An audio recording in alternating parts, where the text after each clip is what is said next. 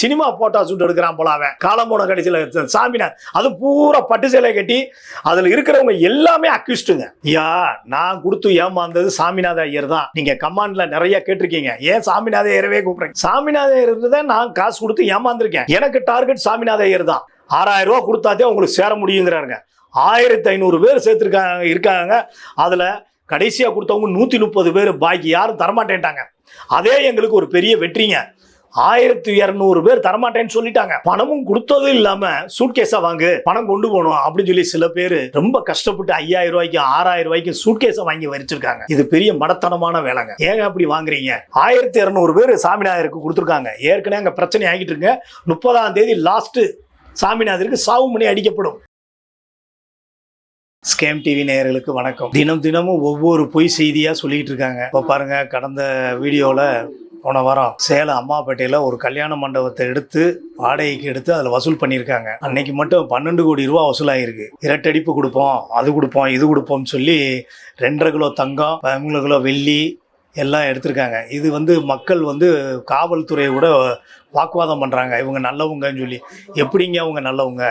அவங்க ஏற்கனவே அக்யூஸ்டு. பல ஊரில் இதே மாதிரி நடத்தி பண மோசடி பண்ணி ஜெயிலுக்கெல்லாம் போய் அவங்க மேலே கேஸ் நடந்துகிட்டு இருக்கு. ஜாமீனில் தான் இவ்வளவும் பண்ணிக்கிட்டு இருக்காங்க. மிஞ்சி போனால் எத்தனை மாதம் உங்களுக்கு கொடுப்பாங்க? 6 மாதம் கொடுப்பாங்களா? உங்களுக்கு கொடுக்க பின்னாடி வசூல் ஆகிக்கிட்டே இருக்கும். நீங்கள் 6 மாதத்தில் இது பண்ணிடுவீங்க. அதுக்கப்புறம் அவங்க கொடுத்தவங்களாம் என்ன ஆவாங்க? யோசனை பண்ணி பாருங்க. நீங்கள் போய் காவல்துறையிட வாக்குவாதம் பண்ணுறீங்க. நீங்கள் அவங்களுக்கு துணை போகாதீங்க, அந்த அக்யூஸ்டுக்கு துணை போகாதீங்க. அது பெரிய தவறுங்க. நீங்கள் இப்போ காவல்துறை போய் பிரச்சனை பண்றது பெரிய தவறு. அவங்க ஏகப்பட்ட இடத்துல பிரச்சனை பண்ணிருக்காங்க. மனிதநேய அறக்கட்டளை 7 மாதத்துல 2 மடங்கு, அப்புறம் 1 லட்சம் கொடுத்தா 2 லட்சம், அப்புறம் 5 லட்சம் கொடுக்குறேன்னு சொல்றாங்க. 50,000 இருந்து 5 லட்சம் ரூபாய் வரைக்கும் வசூல் பண்றேன்னு சொல்றாங்க. அறக்கட்டளை நடத்தும் இவர்கள் ஏற்கனவே பல மோசடி வழக்குகள் இருக்கு. 3 பேரும் கைது செய்து பணம், தங்கம் பறிமுதல் செஞ்சிருக்காங்க. இந்த தடவை ஏகப்பட்ட இடத்துல, அதாவது அவங்க இதுவரைக்கும் அந்த திருமண மண்டபத்துல கைப்பற்றின பறிமுதல் செய்த பணம் 12 கோடி ரொக்கம், 2.5 கிலோ தங்கம், 13 கிலோ வெள்ளி, ஏகப்பட்ட அரிசி மூடை, எல்லா இடத்தையும்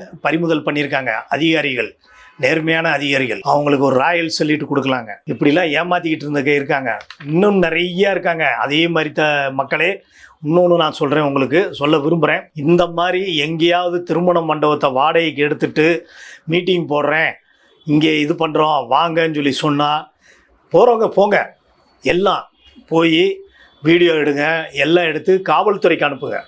அவங்க செக் பண்ணட்டும். ஏன் இது வசூல் பண்ணுற, எதுக்காக வசூல் பண்ணுற, என்ன உனக்கு அதிகாரம் இருக்க, வசூல் பண்ணுறதுக்கு என்ன உனக்கு அதிகாரம் கொடுத்துருக்க, போலீஸுக்கு அதாவது காவல்துறையில் நீ பெர்மிஷன் வாங்கியிருக்க, அனுமதி வாங்கியிருக்கான்னு எல்லாம் கேட்பாங்க. கேட்டுத்தான் அவங்க எல்லாமே பார்த்துட்டு தான் ஒரு குரூப் அப்படியே தூக்கியிருக்காங்க. உடனே அவங்க கைது பண்ணலை. எல்லாம் ஆராய்ந்து அவங்கள ஸ்டேஷனுக்கு கூட்டு போய் எல்லாம் விசாரித்து அவங்க மேலே பல வழக்குகள் இருக்குது. பல ஊரில் வழக்குகள் இருக்குது. கோர்ட்டில் கேஸ் வேறு நடந்துகிட்டு இருக்கு. ஜாமீனில் தான் அவங்க வந்திருக்காங்க. இப்போ இங்கே இது மாதிரி பண்ணியிருக்காங்க. இதுக்கு நீங்கள் இத்தனை பேர் போயிருக்கீங்க, காவல்துறையிட்ட போய் வாக்குவாதம் பண்ணுறீங்க. அது பெரிய தப்பு நீங்கள் செஞ்சது. அவங்க வேலையை செய்ய விடுங்க. நீங்கள் ஏன் மறிக்கிறீங்க? அவங்கள காப்பாத்துறீங்க. அவங்க ஏங்க அவங்கள வசூல் பண்றாங்க? சரிங்க, நீங்க கொடுத்த பணத்துக்கு ஏதாவது ரசீது கொடுத்துருக்காங்களா பாருங்க. நீங்களே பாருங்க, ஏதாவது ஆதாரம் கொடுத்துருக்காங்களான்னு பாருங்க. நீங்க கொடுத்த பணத்துக்கு இது வரைக்கும் 500 கோடி ரூபாய் வசூல் பண்ணிருக்காங்களா மொத்தம் எல்லா ஊர்லயும். நேத்து சன் நியூஸ்ல வந்துச்சு, பாலிமர்ல வந்துச்சு, அதே மாதிரி டெய்லி பேப்பர்லயும் வருது. இந்த செய்தி போட்டா கூட வருதுங்க. இது ஒரு பேசும் பொருளா இருக்கு. இதை பார்த்து நீங்க புரிஞ்சுக்கோங்க. இப்படி ஒரு தொழிலே கிடையாது. அதே மாதிரி பெங்களூருக்கு வா, பம்பாய்க்கு வா, இப்போ துபாய்க்கு வா, அமெரிக்காவுக்கு போகலாம், அங்கே போய் அக்கௌண்ட் ஓப்பன் பண்ணலான்னு சொல்லி சில ஏமாத்து வேலைகள் நடக்குது. கார் பரிசு தர்றேன், அதெல்லாம் முழுக்க பொய்ங்க. கார் கொடுக்குறவங்கள, அந்த பரிசு கொடுக்குறாங்கல்ல கார் பரிசு, அந்த கிஃப்ட் கொடுக்குறவங்களுக்கு வண்டி நம்பரை சொல்லுங்க. அது யார் பேரில் இருக்குன்னு நீங்களே வாகனில் போட்டு பார்க்கலாம், நீங்களே நெட்டில் போட்டு பார்க்கலாம். இது உண்மையா பொய்யான்னு. எப்படிங்க பணம் கொடுப்பான் அவன் உங்களுக்கு? ஏங்க, கொடுத்த பணத்தை கேட்டாலே தரமாட்டேங்கிறான், ஃபோனை கட் பண்ணுறான், ஆஃப் பண்ணி வச்சிடறான். உங்ககிட்ட பணம் வாங்குற வரைக்கும் ஒரு 100 பேர் சேர்க்குற வரைக்கும் அந்த ஃபோன் நம்பர் வச்சுருக்காங்க. 100க்கு மேலே அவன் டார்கெட் ஆனோடனே, அந்த ஊரில் அந்த டார்கெட் ஆனோடனே இந்த ஃபோன் நம்பரை காலி பண்ணிடுறான், அட்ரஸையும் மாற்றிடுறான். நான் கேட்குறேங்க, இத்தனை செல்லர்கள் இருக்காங்கல்ல, கோ செல்லர்கள், ஏஜென்ட்டுகள்லாம் இருக்காங்கல்ல, ஒருத்தராவது என்னுடைய நம்பர் இதுதான், நிரந்தர நண்பர், நிரந்தர விலாசம், யாரையாவது கொடுக்க சொல்லுங்க. இப்போ நீங்கள் போய் ஒரு பொருள் வாங்குறீங்க, ஒரு மளிகை கடையிலே வாங்குனீங்கன்னா அவங்க நம்பர் கொடுப்பாங்க, அது ஒரு அட்ரஸ் இருக்குது, அந்த கடையில் பில் போட்டு கொடுப்பாங்க. ஒரு டிபார்ட்மெண்ட் ஸ்டோர் வாங்கினா, எங்கே போய் வாங்கினாலும் இந்த பில் போட்டு கொடுக்குறாங்க. இவங்களுக்கு அட்ரஸே கிடையாதுங்க. அந்த வசூல் பண்ற வரைக்கும் அந்த டார்கெட் பண்றாங்க. அந்த டார்கெட் கிடைச்ச உடனே எல்லாமே காலி பண்ணிட்டு ஓடிடுறாங்க. ஃபோன் நம்பரை மாத்திடுறாங்க, எல்லாத்தையும் பண்ணிடுறாங்க. அந்த பணம் வாங்குற வரைக்கும், அந்த டார்கெட் வாங்குற வரைக்கும் உங்களை போட்டு அட்டைப்பூச்சி மாதிரி கொடுங்க கொடுங்க கொடுங்க கொடுங்கன்னு ஒரு நாளைக்கு 20 ஃபோன் பண்றாங்க. ஆனால் பணம் வசூலான பிறகு நீங்கள் யாரோ நான் யாரோ மன்னிக்கவும் சொல்லிடுறாங்க. அவர் சொல்லலை, ஃபோனில் வருது அந்த மெசேஜ். அவர் சொன்னாத்தையும் பரவாயில்லையே, அவர் யாருக்குமே எதுவுமே சொல்ல மாட்டேங்கிறாங்க, ஃபோனே எடுத்து பேச மாட்டேங்கிறாங்க. சேலத்தில் பண்ணது மிகப்பெரிய ஒரு செயல். அவங்க அந்த காவல்துறை அதிகாரிகளுக்கெல்லாம் ஒரு ராயல் சல்யூட் நாங்கள் விரும்புகிறோம், அவங்களை கௌரவப்படுத்துகிறோம். அதே மாதிரிங்க இப்போ நாங்கள் அடைந்த வெற்றி பெரிய வெற்றிங்க. பணம் கிட்டத்தட்ட கடந்த வீடியோவில் 80% சொல்லியிருந்தேன், இப்போ 90% சொல்கிறேங்க. பணம் நின்று போச்சுங்க. இது புதுசாக ஏரியாவை கண்டுபிடிச்சி போகிறாங்க. அதாவது ஏமாறாத ஏரியாவாக கண்டுபிடிச்சு போகிறாங்க. நீங்கள் அது செய்யக்கூடாதுங்க. அவங்க 1000 ஆசையை தூண்டுவாங்க, உங்கள் பேராசையை தூண்டுறாங்க, உங்கள் பணத்தாசையை தூண்டுறாங்க, உங்கள் மேலே இருக்கிற அந்த இதை தூண்டி விடுறாங்க, பேராசையை. நீங்கள் அதுக்கு போகக்கூடாதுங்க. தூண்டில் போடத்தான் செய்கிறான் அவன், 1000 சொல்லுவான்.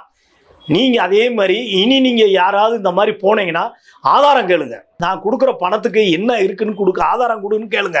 அதே மாதிரி நான் உனக்கு பணம் கொடுக்குறதா இருந்தால் இப்படி சொல்லுங்கள், நான் பணம் கொடுக்குறதா இருந்தால் அக்கௌண்ட்டில் கொடுக்குறேன்னு சொல்லுங்கள். ஒருவேளை வாங்க மாட்டான், கையில் தான் காசு கேட்பான். நல்லா பாருங்கள். அக்கௌண்ட்டில் இப்போ 50 லட்சம் கொடுக்குறீங்கன்னா 2 லட்சம் 3 லட்சம் தான் அக்கௌண்ட்டில் வாங்க. பாக்கி எல்லாமே ஹேண்ட் கேஷ் தான், கையில் தான் ரொக்கமாக தான் வாங்குவான். ஏன்னா அப்போத்தையும் உங்களை ஏமாற்ற முடியும்.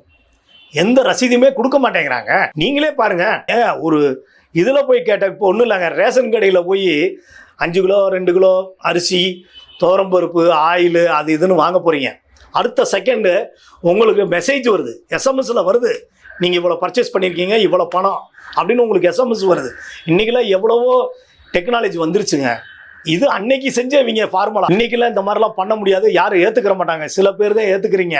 நீங்களாம் கஷ்டப்பட்டு உழைச்சு, நாயா கஷ்டப்பட்டு உழைச்சு இவங்களுக்கு கொண்டு போய் ஏங்க கொடுக்கணும்? ஐயா, நம்ம காலம் முடிஞ்சு விட்டது. அடுத்து வர்ற சந்ததிகளுக்காவது காசு சேர்த்து வைங்க. இவங்க கிட்ட கொடுத்து மாட்டிக்கிறாதீங்க. இவங்க ஒரு வியாபாரமே பண்ணலை. இந்த செல்லர்ஸு யாருமே வியாபாரம் பண்ணலைங்க. இது முழுக்க மோசடிங்க. துபாய் கூட்டு போகிறது, பம்பாய் கூட்டு போகிறது, பெங்களூர் கூட்டு போகிறது, சென்னை கூட்டு போகிறது, யூஎஸ்ல அக்கௌண்ட் ஓப்பன் பண்ணுறது, அத்தனையும் பொய்ங்க. இவங்க எங்கேயாவது ஒரு இடத்துல என் கூட பேச சொல்லுங்க. ஏங்க, நான் இவ்வளோ வீடியோ விட்டுருக்கேன், 42 43 வீடியோ விட்டுருக்கேன். இதுக்கு முன்னாடி மக்கள் பிம்பம் நியூஸ்னு வேற ஒரு 10 வீடியோ விட்டுருக்கேன். சாணக்கியன் குரல்னு சொல்லி ஒரு வீடியோ விட்டுருக்கேன். இத்தனை வீடியோவுக்கு விட்டுருக்கேன். எவனாவது ஒருத்தனாவது என் மேல அவதூறு கேஸ் போட்டிருக்கானாங்க? ஏன் போட மாட்டாங்க? என்கிட்ட அத்தனை ஆதாரம் இருக்கு, அத்தனை செல்லர்களுடைய ஆதாரம் இருக்கு. இது முழுக்க பொய்ங்க. ஒரு இடத்துல சாமியான போட்டு பேங்க் ஸ்டாஃப் மாதிரி உட்கார வச்சிருக்காங்க. பக்கத்துல காவல்துறை நிக்குதுங்க. அது வாடகைக்கு எடுத்த காவல்துறை. அந்த பேங்க் ஸ்டாஃப் இருக்கிறவங்களும் வாடகைக்கு எடுத்திருக்காங்க. அந்த இதை வச்சு இவங்களா டேக் போட்டு எல்லா போட்டோவும் எங்ககிட்ட இருக்குங்க. அதனாலதான் இவங்க யாருமே எங்ககிட்ட வரமாட்டேங்கிறாங்க என்கிட்ட பேசுறதுக்கு. ஐயா, நான் கொடுத்து ஏமாந்தது சாமிநாத ஐயர் தான். நீங்க கமாண்ட்ல நிறைய கேட்டிருக்கீங்க, ஏன் சாமிநாத ஐயரவே கூப்பிடுறீங்க? சாமிநாத ஐயர் தான் நான் காசு கொடுத்து ஏமாந்துருக்கேன். எனக்கு டார்கெட் சாமிநாத ஐயர் தான். இதை வச்சு விசாரிச்சு போக அது ஒரு இது குகை மாதிரி போகுதுங்க. எத்தனை பேருங்க, எவ்வளோ ஏஜென்ட்டுகள், எவ்வளோ செல்லர்கள் ஆர்டிஓ ஆஃபீஸில் பைத்து கூடவெல்லாம் புரோக்கர் மாதிரி. இது பேச தெரிஞ்சவெல்லாம், எம்எல்எம் பற்றி தெரிஞ்சவெல்லாம் இதில் செல்லரு ஏஜென்ட்டுக்குங்க. நான் கேட்குறேன், ஏஜென்ட்டுக்குன்னு சொல்லி யாருக்காவது சொல்லுங்க பார்க்கலாம். முச்சந்தி வேணாங்க. உங்கள் தெரு இருக்கும், ஒரு 20 வீடு இருக்கும். 20 வீட்டுக்கிட்ட போய் நான் தாங்க இந்த ஏஜென்ட்டு, இந்த செல்லருக்கு, இந்த செல்லருக்கு ஏஜென்ட்டு அப்படின்னு சொல்லுங்க. ஒரு ஐடி கார்டு போட சொல்லுங்க, செல்லர்னு சொல்லி. அதே மாதிரி நான் செல்லர்னு சொல்லி அவன் ஐடி கார்டு போட சொல்லுங்க. ஐயா, செல்லரே போட சொல்லியா ஒரு வேலும் போட மாட்டான். ஏமாத்துறதே அவனுக்கு ஜோலி. அதாங்க அவங்க சொல்றாங்க. என்ன சொல்றாங்கன்னா, ஒருத்தனை ஏமாத்துறோம்னா கருணையை எதிர்பார்க்க கூடாது, மிதிச்சு போய்கிட்டே இருக்கணும். அப்படிங்கிறவன்ட்ட போய் நீங்க எப்படிங்க எதிர்க்கலாம்? அவன் எதுக்குமே வரமாட்டான். நான் சாக போறேன்னு சொன்னா கூட வரமாட்டான். எத்தனை பேர் செத்துக்கிட்டு இருக்காங்க தெரியுமா உங்களுக்கு? எவ்வளவு பேர் ஸ்ட்ரோக் வந்திருக்காங்க தெரியுமா? எத்தனை குடும்பம் நடுத்தருவுக்கு வந்திருக்கு தெரியுமா? நிறைய வீடு ஜப்தி ஆயிருக்குங்க. ஜப்தி ஆயிருக்கு. ஐயா, ஜப்தி நோட்டீஸ் வந்திருக்கியா, வீட்டில் ஒட்டி இருக்காங்க, நீங்க போன் எடுத்து பேசுங்கன்னா ஒரு ரூபாயா பேச மாட்டேங்கிறான். ஏன்னா பணம் கட்டுருவீங்க, கொடுத்த பணத்தை கேட்குறீங்க. இந்த காட்பாடி ஜெயராஜெல்லாம் போனே எடுத்து பேச மாட்டேங்கிறான். அவனுக்கு என்னங்க அவ்வளோ இது? சாதாரண ஆளுங்க இன்னைக்கு எவ்வளவு கோடி வச்சிருக்காங்க தெரியுமா? எத்தனை ஊர்ல சொத்து, என்னமோ ராயல் ஃபேமிலி மாதிரி அவங்க போறதும் வர்றதும். இந்த அஸ்வின் ராவ் அவங்க மேல அதே மாதிரி கடந்த சில நாட்களுக்கு முன்பு, சில மாதங்களுக்கு முன்பே சொல்றேன், இவங்க மேல ஒரு சிஎஸ்ஆர் கூட வாங்க முடியாது. நாங்க நேற்று போட்டாங்களா சேலத்துல போட்டு மொத்த குடும்பத்தையும் தூக்கிட்டு போயிட்டாங்களா? அஸ்வின் ராவ் மேலேயும் காட்பாடி ஜெயராஜ் மேலே கேஸ் நடக்குதா? ஜாமீன்ல தானே வந்திருக்காங்க. இன்னைக்கும் கேஸ் கொடுக்கறதுக்கு ரெடியா இருக்காங்க.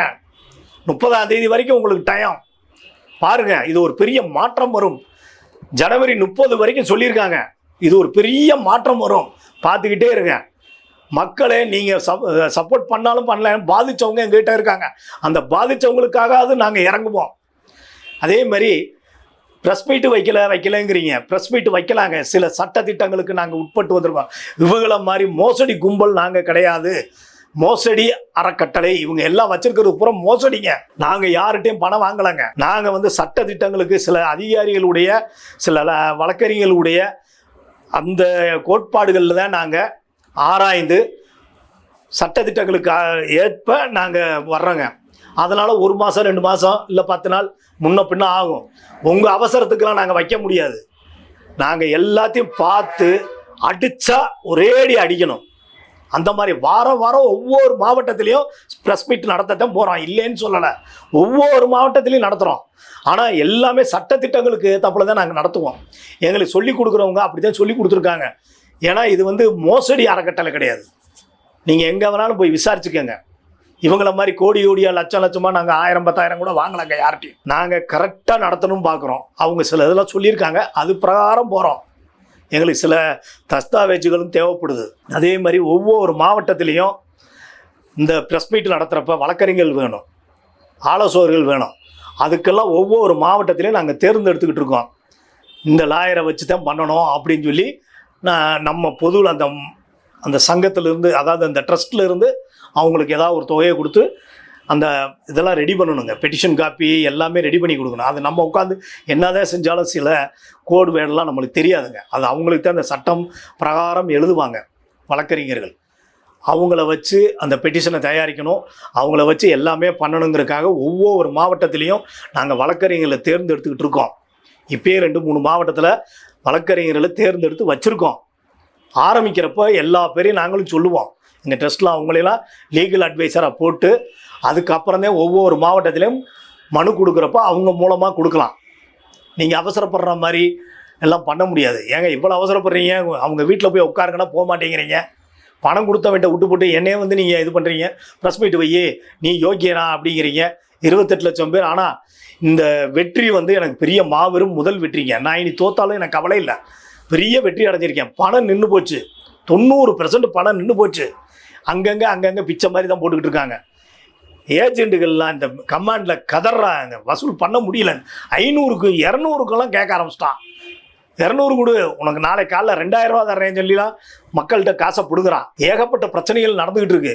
காவல்துறை ஒரு பக்கம் உளவுத்துறை மூலமாக உங்களை கவனிச்சுக்கிட்டு இருக்காங்க. இந்த செல்லர்கள், செல்லர்கள், ஏஜென்ட்டுகள் பூரா நாங்கள் வெளியே விட்டுக்கிட்டே தான் இருக்கோம். ஐயா, நாங்கள் வீடியோ போடுறது ஒன்று விளையாட்டுக்கு போடலை, எல்லாமே பார்த்துக்கிட்டு இருக்காங்க. அதிகாரிகள் பார்த்துக்கிட்டு இருக்காங்க, அரசியல்வாதியை பார்த்துக்கிட்டு இருக்காங்க, காவல்துறையும் பார்த்துக்கிட்டு இருக்கு, உளவுத்துறையும் பார்த்துக்கிட்டு இருக்கு. எல்லா டிபார்ட்மெண்ட்டும் எங்களை நோட் பண்ணிக்கிட்டு இருக்கு. எந்த நேரத்துலையும் அவங்கள பிரச்சனை பண்ணுவாங்க. உங்களுக்கு இன்னைக்கு பண்ணலை, கண்டிப்பாக அது நடக்கும். நான் விதையை போட்டேன், அது அறுவடை பண்ணுறதுக்கு கொஞ்சம் நாள் ஆகத்தான் செய்யும். ஆனால் எல்லா ஊர்லேயும் நடந்துக்கிட்டு இருக்கு. நிறையா ஊரில் பிரச்சனை ஆகிக்கிட்டு இருக்குங்க. இந்த சாமிநாதையர் பாருங்க, எல்லா பொம்பளையும் கூட்டு வச்சு வரிசையாக நிற்க வச்சு அந்த பொம்பளையாளுக்கு மட்டும்தாங்க அவருக்கு இப்போ கார் கொடுக்குறாரு. ஒரே காரை, அதாவது அங்கே ஃபார் ரிஜிஸ்ட்ரேஷனோட நிற்கிது கம்பெனியில். இவர் போய் ஒரு கிஃப்ட்டுன்னு சொல்லி அதை வச்சு எல்லா பேருக்கும் சாவி கொடுக்குற மாதிரி காமிக்கிறார். நான் என்ன கேட்குறேன், நீங்கள் கார் கொடுத்துருக்கீங்கல்ல, எல்லா செல்லர்களும் தான் கேட்குறேன். கார் கொடுத்துருக்கேன்னு வர சொல்கிறீங்க, கொடுக்குறேன் அப்படின்னு வர சொல்கிறீங்க. அந்த காருக்குன்னு ஒரு ரிஜிஸ்ட்ரேஷன் நம்பர் இருக்கும். அந்த ரிஜிஸ்ட்ரேஷன் நம்பரை நீங்கள் கொடுங்க. அந்த நம்பரை மக்கள் நீங்களே வாகனில் நீங்கள் பார்க்கலாம். அது யார் பேரில் இருக்குது, இது ஒரிஜினலாக டூப்ளிகேட்டான நீங்களே பார்க்கலாம். அதே மாதிரி ஒரே காரை 5 பேருக்கு கொடுத்து இதை போட்டோ எடுக்கிறார், போட்டோ ஷூட் எடுக்கிறாருங்க. சினிமா போட்டோ ஷூட் எடுக்கிறான் போல அவன். காலம்போன கடைசியில் சாமினா அது பூரா பட்டு சேலை கட்டி அதில் இருக்கிறவங்க எல்லாமே அக்யூஸ்டுங்க, பூராமே ஏமாத்து பண்ணவங்க. அதில் இருக்கிறவங்க எல்லாமே, அந்த போட்டோவில் இருக்கிறவங்க எல்லாமே மோசடி பேர். எல்லா பேர் மேலேயும் பிரச்சனை இருக்குங்க. அத்தனை பேரும் மதுரையை விட்டு போட்டு வந்து அந்தந்த ஏரியா விட்டு போட்டு வந்து சென்னையில் பழனியம்மா வீட்டில் தங்கியிருக்காங்க. சோத்தாக்கி போட்டுக்கிட்டு இருக்காங்க. எல்லாம் முகப்பேரில் இருந்தாங்க. நாங்கள் போய் என்னுடைய நண்பர் போய் பிரச்சனை பண்ணோன்னே அந்த வீட்டை அடுத்த நாளே கால்வெளிக்கு போயிட்டான் சாமிநாயர். அங்கே தான் சாமிநாதர் இருக்கான். ஏன்னா பொம்பளையால் இவனை காவல்துறை ஏதாவது பண்ணிடும்னா இந்த பொம்பளையால் வந்து காப்பாற்றிடுவாங்கன்ட்டு அதில் இருக்கிற அத்தனை லேடிஸ் மேலேயும் மோசடி வழக்கு இருக்குது. மோசடி வழக்கு போட்டே ஆகணுங்க. அத்தனை பேரை ஏமாத்திருக்காங்க. தாலியை கொண்டு பிரிச்சுட்டு போயிருக்காங்க, அத்துட்டு போயிருக்காங்க. நீ கொடுக்குறியா இல்லை அடுத்த ஆளுக்கு டோக்கனை போடவா, கொடு தாலியை கொடு அப்படின்னு சொல்லி தாலியெல்லாம் கொடுத்து போயிருக்காங்க. 1 சென்ட் 2 சென்ட் பணம் வெள்ளி எல்லாமே வாங்கியிருக்காங்க அவங்க எல்லாம். அவங்களுக்கு என்னங்க இது கார் கொடுத்துருக்க, காரு நம்பர் கொடுங்க பார்க்கலாம். நான் ஒரே நம்பர் சொல்கிறேன்ல, நீங்களே பாருங்கள். வாகனில் போட்டு நீங்கள் ஆன்லைனில் பார்த்தீங்கன்னா அந்த வண்டி நம்பர் தெரியும், யார் பேர், ஓனரு என்ன, எல்லா டீட்டெயில்ஸ் வந்துருங்க. இவன் போட்டா ஷூட் எடுத்துக்கிட்டு இருக்கான், சினிமாவில் நடிக்க போகிற மாதிரி போட்டா ஷூட் எடுத்துக்கிட்டு இருக்கான். ஏன்னா சினிமா நடிகையை கூட்டு வரேன்னு சொல்லிட்டு அந்த பிள்ளைய நடிக்கவே விடலைங்க. அந்த பிள்ளைய கூட்டு வந்து கூத்தடிச்சிட்டு இருந்தான். என்னென்ன வேலை பண்ணாங்கிறீங்க சாமிநாதர்? நான் சாமிநாதரை பற்றி பேசத்தாங்க செய்வேன். ஏன்னா எனக்கு டார்கெட் சாமிநாதர் தான். ஐயா சாமிநாதரை பற்றி நான் விசாரிச்சு போகிறேங்க. போக போக போக ஒவ்வொன்றா வெளியே வருதுங்க. இந்த ஈசலில் கல்லை கொண்டு எரிஞ்சா எப்படி இருக்கும், அது மாதிரி ஈசல் பிச்சுக்கிட்டு வர்ற மாதிரி எல்லா பேரும் அவங்கவுங்க பாதிக்கப்பட்டவங்களாம் என்கிட்ட வந்து பேசுகிறாங்க. இந்த செல்லரு, இந்த கோசலரு, இந்த ஏஜென்ட்டுங்க அப்படின்னு சொல்லி எல்லா பேரும் என்கிட்ட வந்து பேசுகிறாங்க. அப்படி நீங்கள் பார்த்தீங்கன்னா சாமிநாதருக்கு வந்து ஒரு நன்றி, அதாவது ஒரு இதுதாங்க சொல்லணும். ஏன்னா அந்த ஆளை விசாரிக்க போய் நிறைய மாட்டிக்கிட்டாங்க. இப்போ என்கிட்ட ஏகப்பட்ட ஆதாரங்கள் இருக்குது. நீங்கள் இந்த மற்ற செல்லர்கள், செல்லர்கள், ஏஜென்ட்டுகள்லாம் என் கூட சண்டை போட்டு பிரயோஜனம் இல்லைங்க. நீங்கள் எல்லாம் சாமிநாதர் தான் சண்டை போடணும். ஏயா காட்டி கொடுத்தேன்னு நீங்கள் அவனைத்தான் கேட்கணும். ஏன்ட்ட வந்து நீங்கள் பேசி எந்த பிரயோஜனம் இல்லை. அப்படியே பேசினாலும் எனக்கு சந்திக்க தயார், நான் தைரியம் இருக்குது. சும்மா அந்த மிரட்டுற ஜோலி இந்த இதெல்லாம் எங்களை விட்டுருங்க. எங்கள் டீம் லீடரை மிரட்டுறது, அட்மினை மிரட்டுறதெல்லாம் விட்டுருங்க. மிரட்டுறீங்கன்னா அடுத்த செகண்டு அடுத்து உங்களை தூக்குவோம். உங்களை தூக்கி டவுசரோட உட்கார வச்சா கதை ஊற வெளியே வந்துடும். பார்த்துக்கங்க. சும்மா போய் மிரட்டுற ஜோலியை விட்டுருங்க. அது பண்ணுவேன் இது பண்ணுவேன்னு மிரட்டுறது விளையாடுறீங்களா? நீங்கள் சாமிநாயரை போய் மிரட்டியா?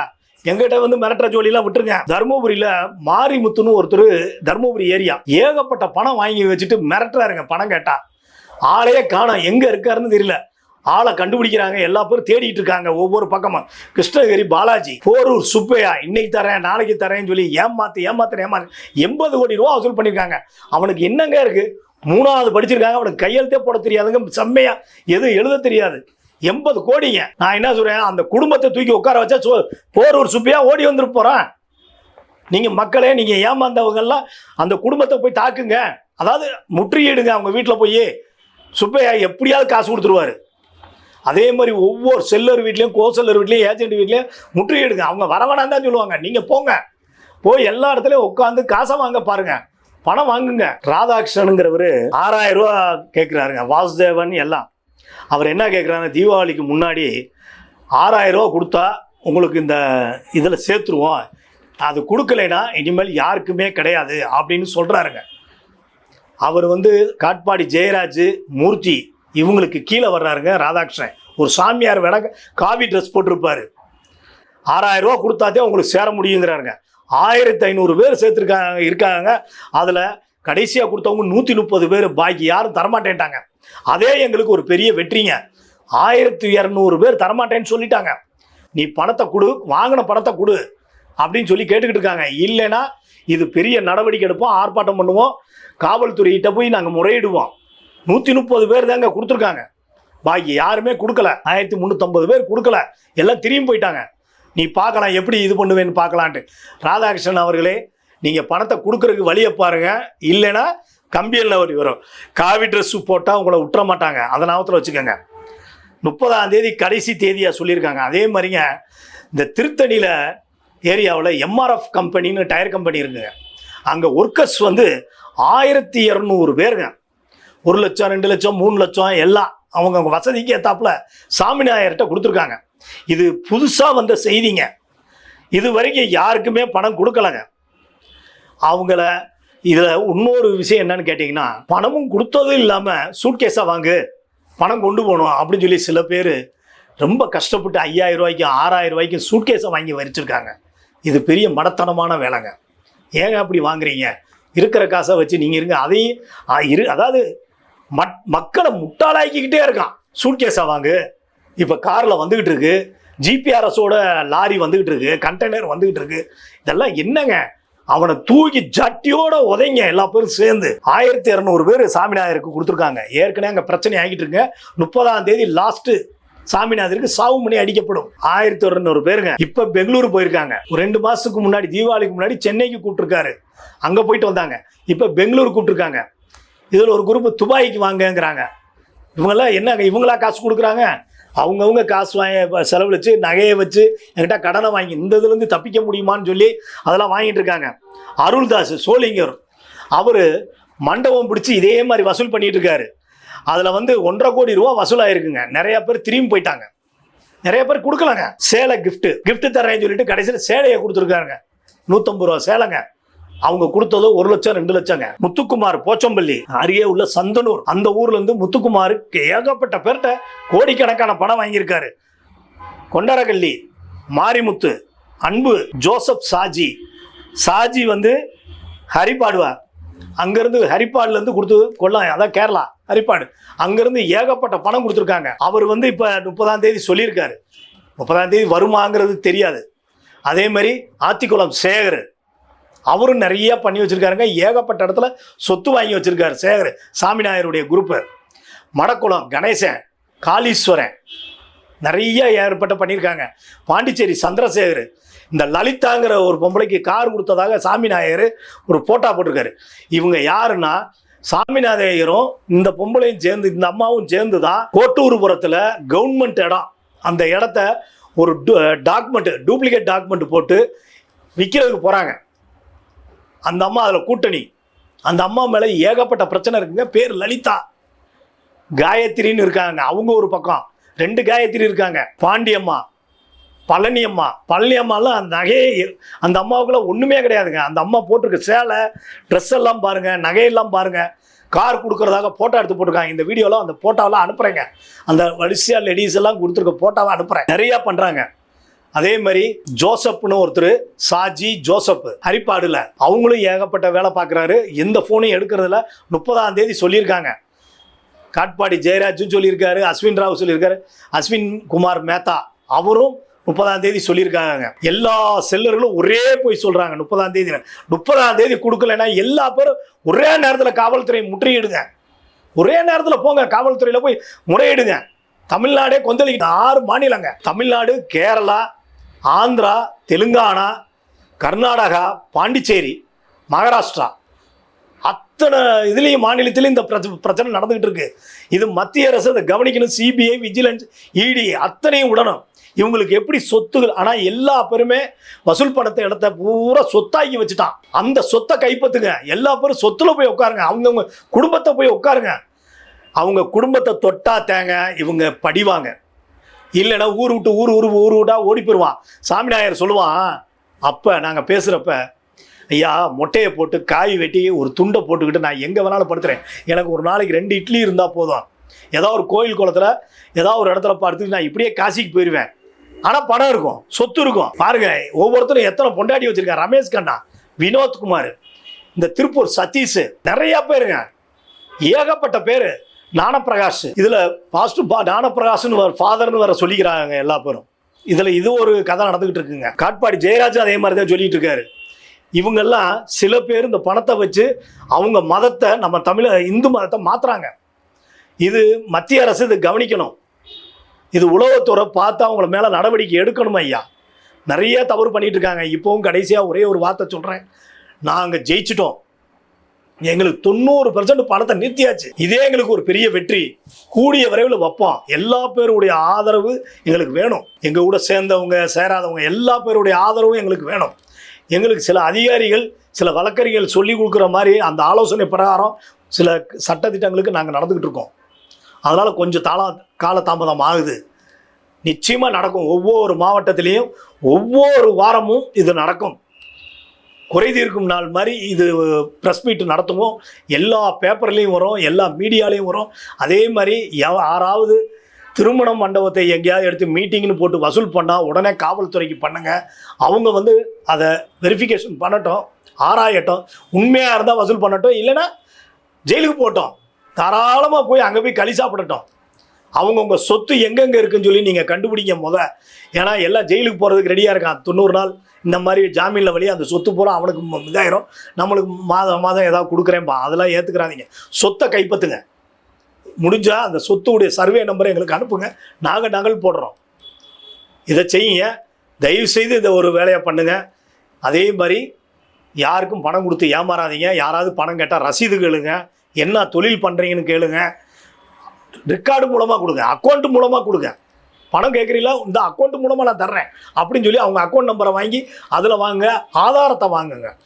நம்ம கொடுக்குற பணத்துக்கு அவங்க ஆதாரம் கொடுக்கணும். அப்படிலாம் வாங்குங்க. வாங்கி நீ முடிச்சு பாருங்கள். இதுலேருந்து தப்பிக்கிறதுக்கு என்னான்னு பார்த்து எல்லாம் ஒன்று சேர்ந்து தப்பிப்போம். பணத்தை வாங்குவோம், ஏமாந்த பணத்தை வாங்கலாம், நல்லபடியாக எல்லாம் செய்யலாங்க. அடுத்த வீடியோவில் சந்திக்கும் வரை விரைபெறுகிறேன். வணக்கம்.